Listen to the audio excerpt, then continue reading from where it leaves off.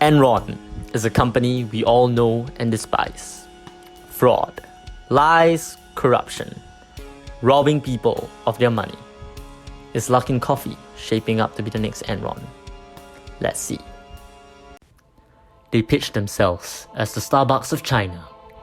An alluring story, no doubt. If they succeeded, they would have been everything investors wanted them to be. A multi-billion-dollar market disrupted, and the tale of Luckin Coffee dethroning Starbucks as the king of coffee.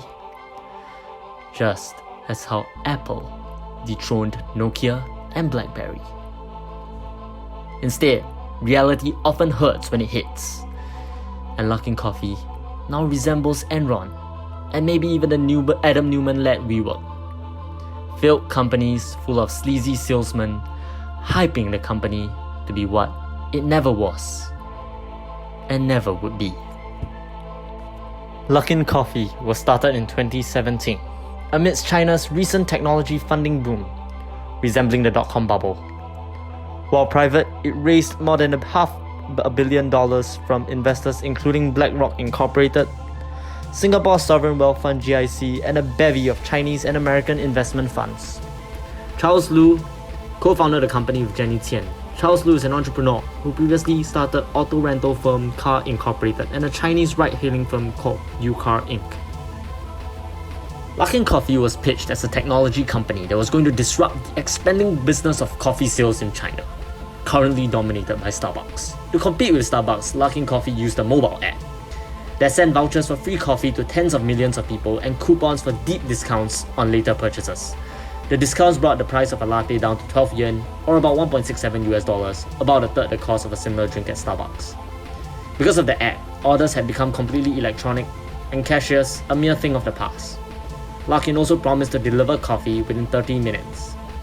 They told investors that their data-driven model enabled it to collect data for optimal sales and operational efficiency.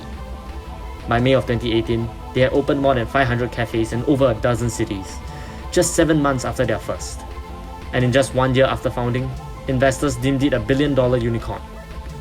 By burning through cash from private investors, Luckin underwent aggressive and rapid expansion, opening more than 4,500 stores across China in a short span of time, overtaking Starbucks, which had 4,292 stores in China as of December. Their CEO at the time, Jenny Tian, said the goal was to provide affordable premium coffee that people could access at any moment. Days later, Luckin accused Starbucks of discouraging suppliers from doing business with rivals and filed an anti-monopoly lawsuit. Luckin later dropped the lawsuit. Luckin's IPO in May 2019 was a huge success, raising $651 million and valuing the company at around $5 billion on its first trading day. Ms. Tian presented the next goal: 10,000 stores in China. By the end of 2021, Starbucks had fewer than 4,000 at the time. All looked rosy and great. Nothing could stop this from rolling and destroying every obstacle in its path, including Starbucks. Investors loved this explosive growth story. Things in motion tend to stay in motion. In November 2019, Luckin reported 558% year-over-year jump in third quarter product sales and a projected around a 400% rise for the fourth quarter. Additionally, average net revenue from products per store saw 80%. About 2 months later, the price doubled, and Luckin said it had overtaken Starbucks by number of cafes in China and will roll out numerous vending machines selling its drinks.